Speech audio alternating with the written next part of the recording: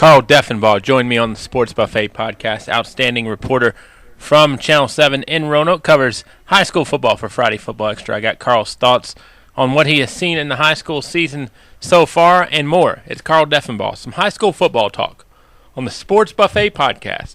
Always a pleasure to have Carl Deffenbaugh on the Sports Buffet podcast. Fine sports anchor and reporter in Roanoke, Virginia, doing the dirty work for Travis Wells and those guys down there in the Star City. And Carl, high school football, we're into week 3 already. Hard to believe, 2 games under the belts of most teams. And I know you've seen an exciting player so far a couple times in David Prince. Last week it was a spotlight game, I believe, with Bassett and PH. What impresses you about Prince before we get to the Patrick Henry Patriots as a whole?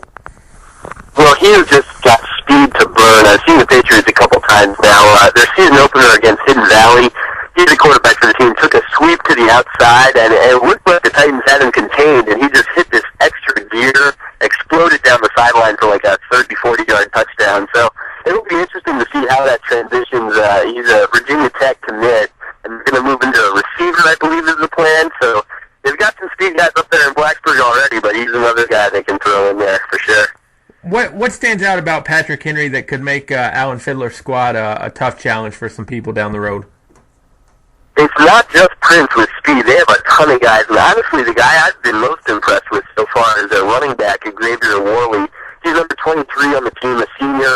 Fiddler says that he's starting to get some college looks as well.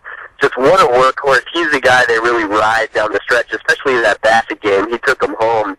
So when Prince is maybe not able to get the big yards, they can just pound him with Worley. And he's been really dominant for them in the 2 games I've seen. Obviously, the district matchup that Franklin County has with PH is going to be the Patrick Henry's toughest foe in district, but I know they have some other games as well that are going to be tough. What has Coach Fiddler's impressions of the team been so far when you've seen him? He seems pleased. Obviously not happy. It's still early in the season and plenty for a coach to work on, but he really does like the speed throughout his roster that he can throw out there. And defensively, they had a very strong performance last week against Bassett, really shut down that Bengal attack. So some good things on both sides of the ball that Fiddler likes. I'll actually be at their game again this week, just the way the schedule's working out. They're hosting Pulaski County. That's an undefeated 2-0 team. They beat Northside last week in overtime, so interested to see how Pulaski does against the Patriots. Yeah, Northside started with such a long regular season winning streak, and now they're 2 in the red as we get into week 3, so that should be interesting. Another team that you've seen, I believe, is the Hidden Valley Titans. What has impressed you about Hidden Valley? Well, it starts with the defense, and that's led by another ACC commit in Jake Kite, the safety for the Titans. He is just such a hard hitter, flies all over the field. But the Titans look solid when I see them. They lost their opener to PH 24-21, but much, much closer than it was last year. The Patriots blew them out last year, so vast improvement for the Titans. Seems like their offense is pretty balanced with a good run game and able to spread it out. Kite plays a receiver for them as well, primary guy there. And then defensively, they just keep hammering you, keep coming at you. Bassett was in the spotlight game last week as well. Jay Gilbert's squad always provides a tough challenge. What did you see out of Bassett that could keep Bengals fans optimistic?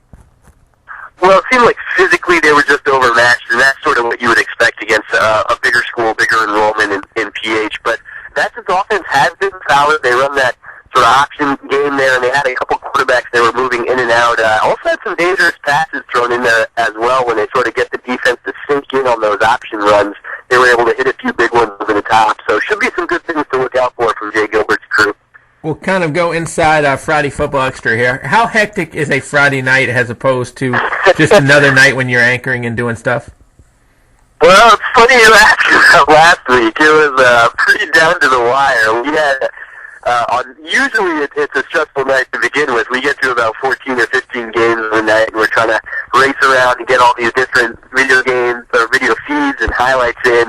For me personally, last week we had some computer issues coming back from that game of the week, so I got back to the station not long before the show started and had to turn around this whole package on the Bassett and PH game. So it didn't get a little hectic behind the scenes, but as long as people don't notice it when everything goes on air, that's all we care about. And I always say you don't have to point out the mistakes because most of the time the people don't recognize it at home anyway. If it looks clean in there, it's a good deal. I probably should have said anything. Well, no, I mean we'll keep it our little secret, just between you, me, and all the listeners on the buffet. And spotlight game of the week this week, Heritage and EC Glass, and I'll put out the disclaimer. Please don't bother Karen Loftus for autographs. We don't want her hand to get hurt from signing her name so many times. Well, we know she's a big celebrity around our station. Now you finally got her on the podcast, I saw. So you got the trifecta from us. But, yeah, Karen will be heading up your way to Lynchburg to a big Seminole District game, Heritage and Glass. A couple of new coaches, and we liked what we saw of Pat Bradley's crew in week one. They've only had one game. And EC Glass 2-0 to start the season under Ben Martin, so it should be a good one that we'll see on Friday. And they will play twice. And let me offer the disclaimer as well. When you see Carl Deffenbaugh out, let's not bother him for autographs either, because I don't want any Thank you very much. I don't want any carpal tunnel syndrome or anything like that to flare up or to even start. So anyway.